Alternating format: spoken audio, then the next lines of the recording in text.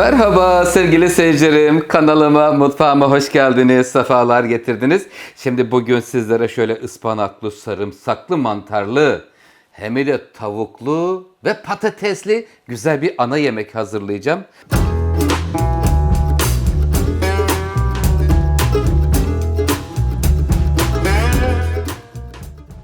Sevgili seyircilerim, 4 tane büyük patates ile hazırlayacağım. Bir demet ıspanağımız var. Ana yemek hazırlıyorum. Misafir ağırlayabileceğiniz çok güzel bir yemek. Bir demet ıspanak, 3 diş sarımsak, bayağı büyük Taşköprü sarımsağı. Bir tane kırmızı biber. Malzemelerimize tek bir parça tavuk ile hazırlıyorum. Bir parça tavuk göğüs eti, bir kase mantar, 2 tane kuru soğan sevgili seyircilerim. Burada bir çorba kaşığı un, kıvamını bağlamak istiyorum çünkü. Bir su bardağı süte ihtiyacımız var. Bir çorba kaşığı tereyağı, 100 gram kaşar peyniri. Sevgili seyircilerim, burada konserve doğranmış domatesimiz var.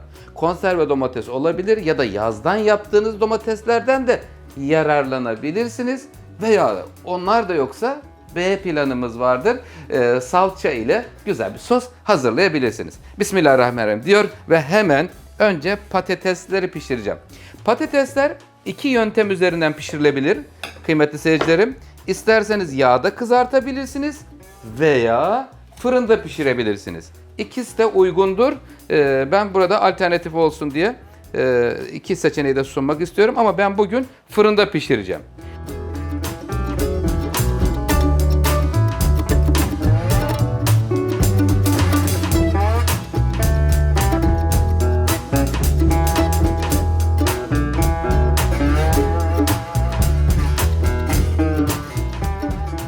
Değerli seyircilerim, patatesleri güzelce içlerini boşalttıktan sonra havlu kağıda ters çevirdim. Burada içindeki suyunu almak için. Şimdi patateslere sürebileceğim kadar yağı bir kase içine alıyorum. Hemen buraya pul biber ya da toz kırmızı biber, her ikisi de olur. Hangisini seviyorsanız tuzunu, karabiberini ekleyip patatesin ihtiyacı olan tuzunu, biberini hemen şöyle ayarlıyoruz. Lezzetlendiriyoruz. Seviyorsanız biraz biberiye de ekleyebilirsiniz. Buraya güzel olur. Sevgili seyircilerim, şöyle fırçayla karıştırıyorum. Pul biber, karabiber, tuz, zeytinyağı, hepsini bir güzelce şöyle karıştırdıktan sonra şimdi yapacağımız işleme geliyoruz. Patateslerimiz şu anda bakın havlu kağıtta suları alındı. Sonrasında hemen bu patatesleri artık buradan sonra tepsiye dizmek istiyorum. Hatta şöyle uzunlamasına dizersem 4-4 güzel olur. Kapaklarını da israf etmeyeceğim. Buraları da değerlendirmek istiyorum çünkü. Şöyle alayım. Evet. Şimdi sevgili seyircilerim, tuzuyla, biberiyle karıştırmış olduğum yağı şöyle güzelce bir patateslerin içine sürüyorum.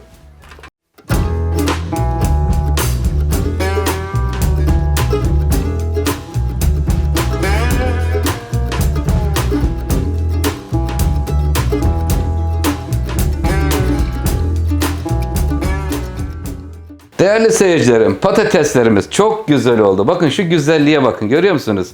Subhanallah, Rabbim ne güzel nimetler veriyor.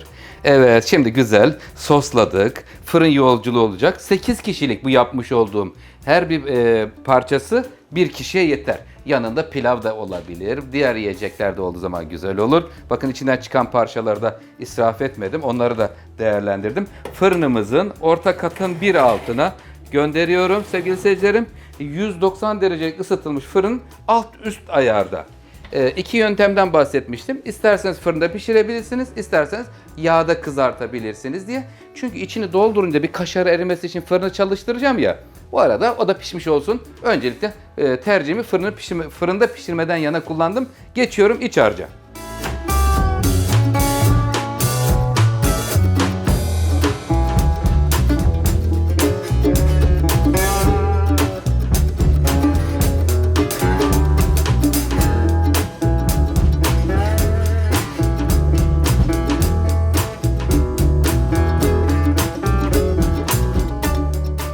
Değerli seyircilerim, şimdi tavuğumuzu doğradık minik minik. Mantarlar doğrandı, sarımsak, soğan, kırmızı biber, ıspanak hepsi doğrandı. Şimdi sırasıyla pişirme bölümüne geçiyoruz.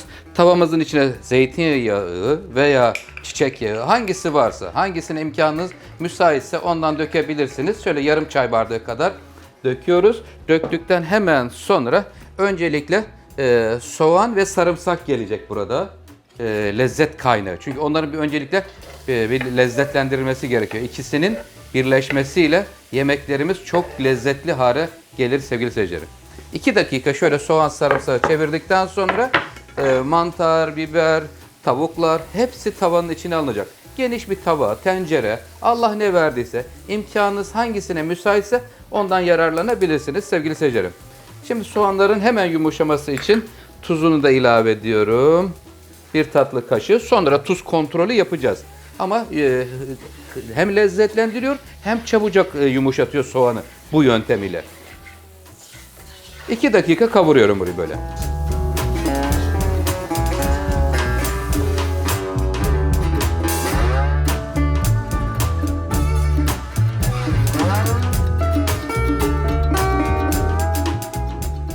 Evet, soğan sarımsağımız güzelce lezzetlendi. Hemen şimdi sırasıyla geliyor lezzet kaynakları. Kırmızı biber, mantarlar geliyor. Tavukları minik minik doğradım. Daha henüz tavuğu ilave etmedim. Sevgili seyirciler, 2 yöntem var burada. İster tavukları önce soteleyebilirsiniz ama tavukları önce sotelediğinizde sebzelerin bu defa o aromaları ortaya çıkmaz. Ondan dolayı önce bir kavuruyorum. Tavuk eti minik minik doğradığım için çabuk pişer. Önce sebzelerin güzel tadının bir açığa çıkmasını istiyorum. Yemeğin lezzetli olabilmesi için. Hatta şöyle bir sallayayım ister misiniz? Allah Allah, şu güzelliğe bakın ya Rabbi. Ne güzel lezzetler veriyorsun, nimetler veriyorsun bize. Güzel. Şimdi 2-3 dakikada böyle kavuracağım. Ondan sonra tavuklar gelecek sırasıyla. Ispanak gelecek. Ispanak gelmeden önce sosun kıvamını bağlamamız gerekiyor. Önce şimdi bunlar pişerken fırına bir göz atalım mı? Saatime bakıyorum. 23 dakika olmuş.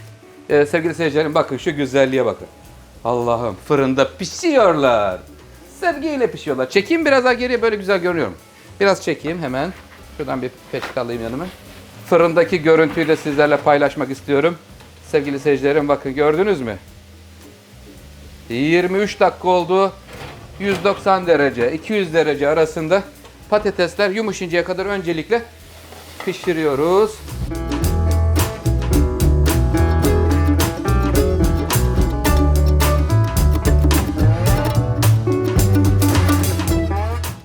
Evet sevgili seyircilerim, sebzelerimiz ve tavuğumuz çok güzel bir şekilde piştiler. Şimdi burada içine 1 çorba kaşığı tereyağı bırakıyorum. Tereyağını koyduktan sonra 1 çorba kaşığı un. Kıvam bağlayıcı olacak çünkü. Kıvamı bağlandığı zaman çok lezzetli olur. Sevgili seyircilerim, muhteşem bir tat olur. Yani şu benim yapmış olduğum birebir uygulayın yöntemi. Sebzeler, tavuklar güzel pişmiş olsun. 1 kaşık tereyağı, 1 kaşık un ilave edin. Sonra da buraya hiç bekletmeden hemen 1 su bardağı süt veriyorum. Daha henüz ıspanağı vermedim. Çünkü ıspanağın sadece yapraklar bölümü, hem vitamin kaybı olmasın hem de yeşilliklerini kaybetmesini istemiyorum. Şimdi bakın hemen kıvamını bağlayacak. Bağlar mısın canım? Rica ediyorum. Sevgiyle bağla. Cenab-ı Allah'ım ne güzel nimetler veriyorsun. Evet, görüyor musunuz? Bakın hemen kıvam sevgili seyircilerim koyulaşmaya başladı. Süt, un, tereyağı müthiş bir lezzet verir. Daha henüz karabiberini koymadım. Seviyorsanız muskatla koyabilirsiniz. Bak şimdi kıvam şu anda ortaya çıktı. Hemen karabiberini de ekleyeyim. Çünkü karabiber yakışır buraya. Toz ya da değirmen, her ikisi de olur. Biraz daha tuz vereceğim. Az bir tuz vermiştim soğanı için. Biraz daha. Tadını mutlaka kontrol edin damak zevkinize göre. Bakın şimdi kıvamı görüyoruz şu anda. Sevgili seyircilerim, gördük mü? Bak şu kıvama bakın. İşte isterseniz ben ıspanak istemiyorum derseniz bu haliyle doldurabilirsiniz. Ama ıspanakla çok güzel olur. Evet, geliyor şimdi buraya bir demet ıspanağın yapraklar bölümü. Doğradık, güzel yıkandı. Yeşilliklerini göreceğiz. Bak yeşil ve renklilik. Hem vitaminli hem lezzetli. İkisini birleştiriyorum. Vitamini ve lezzeti. Kıymetli seyircilerim. Hemen çabucak yumuşar ıspanaklar. İç harcımız fazla gelirse problem yok. Onları da bir şekilde değerlendiririz. Sofrada ortaya koyabilirsiniz. Yenilir o şekilde. Evet, hemen hızlıca kıvamı ortaya çıktı. Ispanaklar hemen rengini bıraktı işte. Hemen rengini sizlerle paylaşayım. Görüyor muyuz?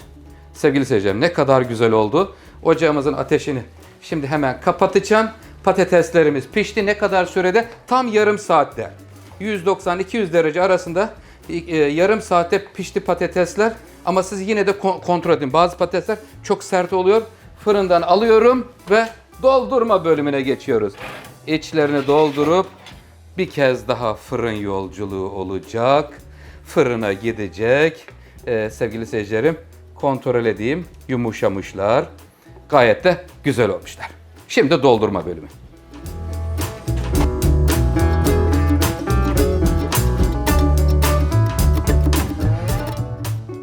Evet, şimdi sevgili seyircilerim, şu anda patatesleri görüyoruz. Ispanaklı harcımız da hazır. Çok güzel, lezzetli oldu. Çocuklarımız açısından da çok faydalı. Yavrularımız yesinler. Bol sebze var içinde. Tavuğu var, sebzesi var. Şöyle dolu dolu yapacağım. Belki de domates sostan vazgeçebilirim. Çok hoşuma gitti böyle. İstiyorsanız domates sosu veya ayrı bir tavada kaynatıp servis ederken zemine de koyabilirsiniz. Veya öyle yapayım. Zemine koyayım kaynatıp. Normalde fırına giderken dökecektim ama dökmeyeyim. Çünkü çok güzel duruyor. Bu halini bozmak istemiyorum. Böylece dolduracağız dolu dolu. O un kıvamını görüyorsunuz tutuyor. Aşağıya doğru akmasını önlüyor sevgili seyirciler. Hepsini dolduruyorum. Kaşar peyniri son bir fırın 5 dakika ya da 10 dakika.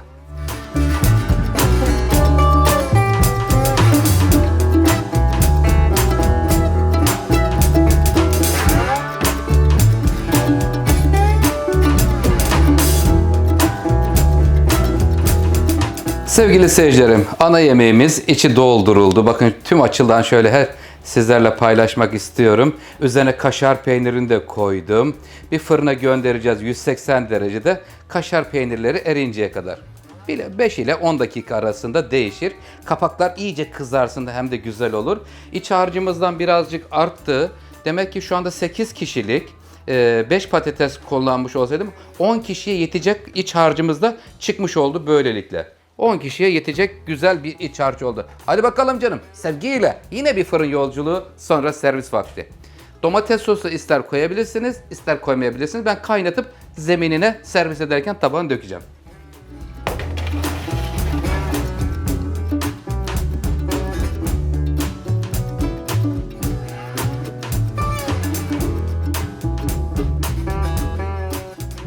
Sevgili seyircilerim, domates sosumuz kaynadı. Hemen kaynadıktan sonra servis tabağının içine alacağım. Bakın çok güzel oldu. Şöyle servis edeceğimiz tabağa dökelim. Ya da tek tek, ben şimdi topluca servis edeceğim için döktüm. Sizler servis edeceğiniz zaman normal tabağa bir kaşık dökün. Ondan sonra üzerine patatesli harcı koyun. Öyle de güzel olur. Bol soslu olsun şöyle. Canım benim he. Güzelce soslar her yerine yayılsın. Hemen fırından patatesi getiriyorum şimdi. Sevgili seyircilerim. Canım benim. Üzeri güzelce eridi. Üzerindeki kaşar peyniri. Kıymetli seyircilerim, şu güzelliğe bakın. Allah'ım, bu nasıl bir güzellik. Bu güzellikler inşallah sizin sofranızda olacak. Ondan yana çok mutluyum. Şöyle çevireyim size doğru. Evet.